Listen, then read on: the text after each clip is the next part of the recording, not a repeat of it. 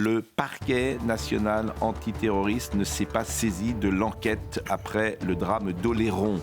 Crier Allah Akbar quand le suspect a percuté les victimes avec sa voiture, dire aux enquêteurs « Allah m'a confié une mission », découvrir que cet homme de 35 ans s'est converti à l'islam ces dernières semaines ne justifie pas que ce parquet antiterroriste poursuive les investigations. Je devine le raisonnement des magistrats, l'homme est un marginal, il a évolué seul.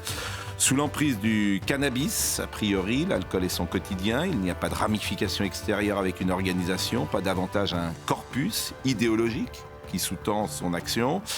Les décisions de justice sont souvent incompréhensibles. J'entendais ce matin les habitants d'Oléron qui ne comprennent pas pourquoi cet attentat échappe à la qualification de terrorisme. Gérald Darmanin, le garde des Sceaux, a fait entendre sa différence sur le dossier. Il ne faut pas se cacher derrière le problème psychiatrique pour expliquer l'islamisme radical. On peut difficilement en dire davantage et afficher un désaccord avec le procureur.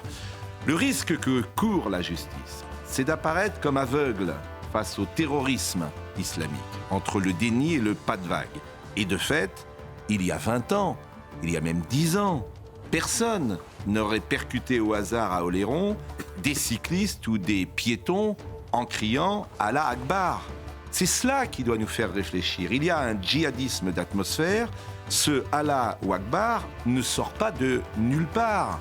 Et le procureur de La Rochelle, Arnaud Larez, donne le sentiment de minimiser l'influence de la religion dans la responsabilité de ce drame. D'où cette impression de déni qui fait écho aux paroles de Gérald Darmanin, que je répète, il ne faut pas se cacher derrière le problème psychiatrique pour expliquer l'islamisme radical.